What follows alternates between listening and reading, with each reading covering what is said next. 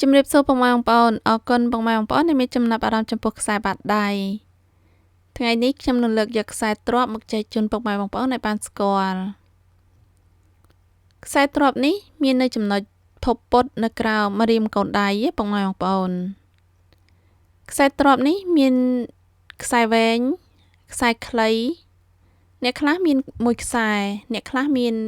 ច្រើនខ្សែហើយខ្សែនីមួយៗមានរូបរាងខុសៗគ្នាពុកម៉ែបងប្អូនខ្សែទ្រាប់នេះគឺមានន័យដូចឈ្មោះអញ្ចឹងពុកម៉ែបងប្អូនខ្សែទ្រាប់គឺតាក់ទងនឹងលុយកាក់ទ្រព្យសម្បត្តិផងតាក់ទងនឹងការរកស៊ីចំនួនជួញដូរផងតាក់ទងនឹងសមត្ថភាពក្នុងការរកស៊ីផងហើយខ្សែនេះក៏បង្ហាញពីការដកពិសោធន៍នៅក្នុងខ្សែជីវិតផងដែរខ្សែនេះបងប្អូនយើងខ្លះដែលនៅក្មេងៗពុំទាន់មានខ្សែទ្រាប់នេះទេហើយអ្នកខ្លះអត់មានខ្សែទ្រាប់ទេប៉ុន្តែមិនមែនមានន័យថាគាត់អត់លុយនោះទេគឺគាត់មានលុយប៉ុន្តែគាត់មិនសូវចាប់អារម្មណ៍ចំពោះលុយកាក់ខ្លាំងទេ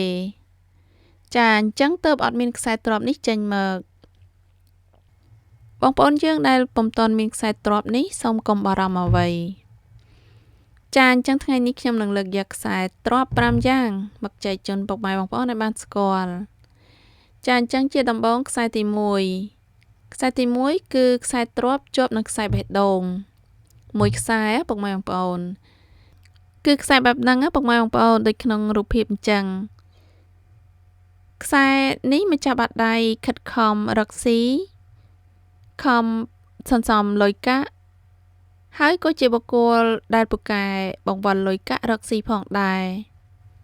មានវិធីក្នុងការគ្រប់គ្រងលុយកាក់បានច្បាស់លាស់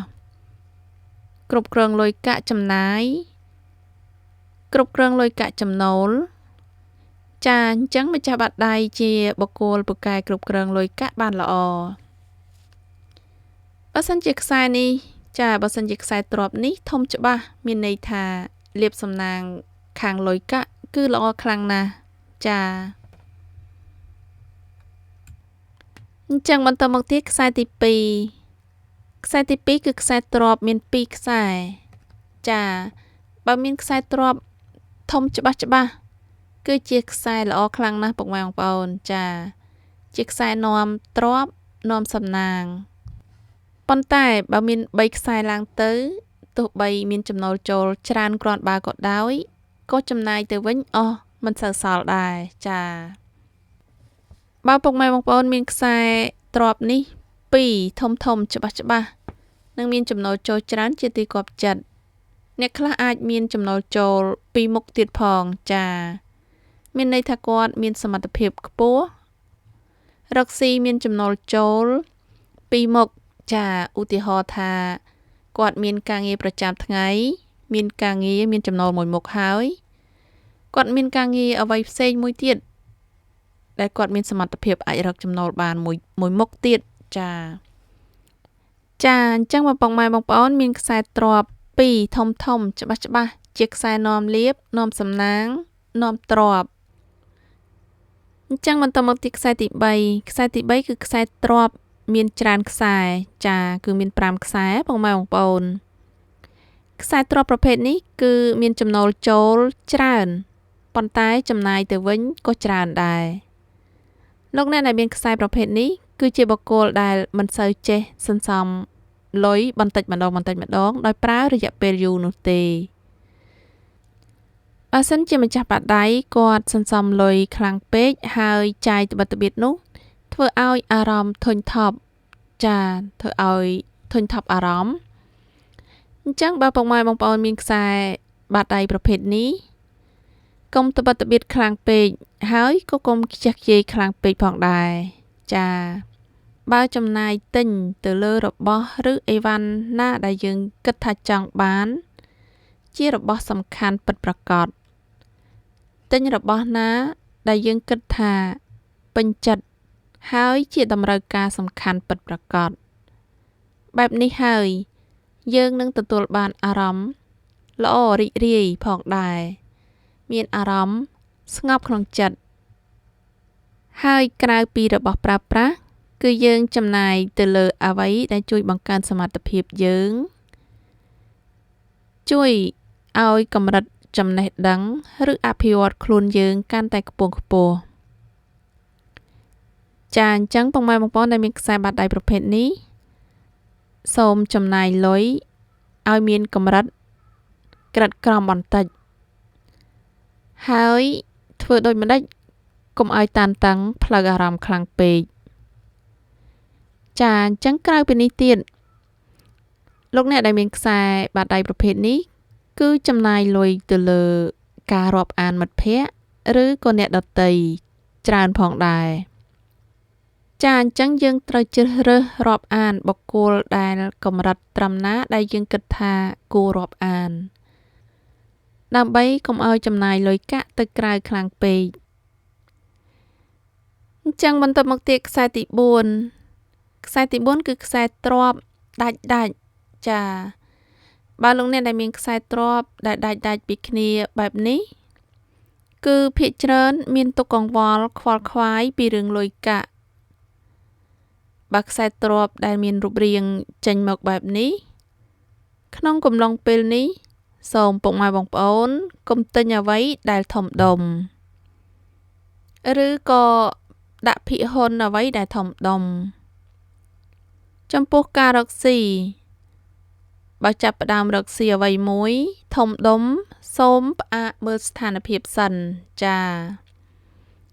អញ្ចឹងពុកម៉ែបងប្អូនបើសិនជាពុកម៉ែបងប្អូនមានខ្សែប្រភេទនេះចាដាច់ប្រភេទនេះចេញមកសូមប្រុងប្រយ័ត្នក្នុងការរកស៊ីខ្សែទ្រាប់ក៏ជាខ្សែផ្លាស់ប្ដូរលឿនផងដែរអញ្ចឹងចាំមើលខ្សែទ្រាប់ដែលចេញថ្មីជាខ្សែដែលច្បាស់ចាំចាប់ផ្ដើមធ្វើអ្វីមួយដែលលោកអ្នកបងប្រាថ្នាចង់ធ្វើចាអញ្ចឹងសូមពុកម៉ែបងប្អូនកុំប្រញាប់សម្រួលខ្លួនរៀបចំខ្លួនរៀបចំលុយកាក់ឲ្យបានស្រួលបួលហើយចាំមើលឱកាសល្អបន្តិចសិនចាំចាប់ផ្ដើមរកស៊ីឬក៏ធ្វើអ្វីមួយដែលលោកអ្នកចង់ធ្វើបើយើងត្រៀមខ្លួនរៀបចំបានច្បាស់លាស់ហើយខ្សែទ្រាប់នេះនឹងប្រែប្រួលបន្តិចម្ដងទៅជាខ្សែមួយដែលច្បាស់ចាអញ្ចឹងពុកម៉ែបងប្អូនបើសិនជាមានខ្សែដូចខ្ញុំបានបង្ហាញនេះជាខ្សែដាច់បើសិនជាចង់ទិញរបស់ធំដុំឬក៏រកស៊ីសូមប្រយ័ត្នផងដែរចាអញ្ចឹងបន្តមកទៀតខ្សែទី5ខ្សែទី5គឺខ្សែទ្រាប់ដែលចេញពីទួលព្រះអាទិត្យក្រោមម្រាមនាងដៃឡើងទៅទួលពុតក្រោមម្រាមកូនដៃពុកម៉ែបងប្អូនចាទួលព្រះអាទិត្យបង្ហាញពីសំណាងល្អមានប្រជាប្រិយ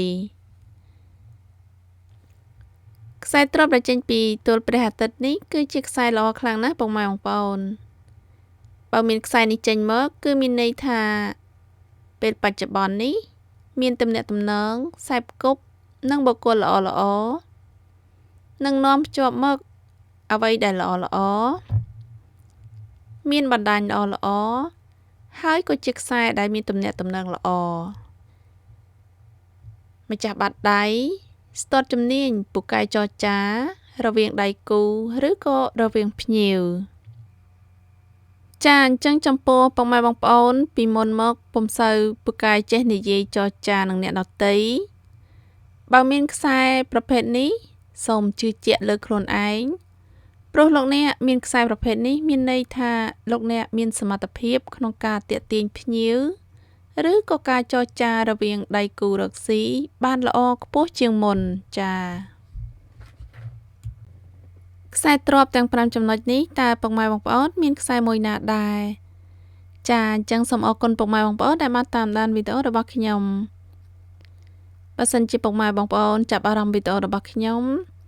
សូមជួយឲ្យមេដៃនិងចុចសញ្ញាកណ្ដឹងជាការលើកទឹកចិត្តនិងទទួលបានវីដេអូថ្មីៗនៅពេលក្រោយទៀតសូមអរគុណជូនពរសំណាងល្អទាំងអស់គ្នា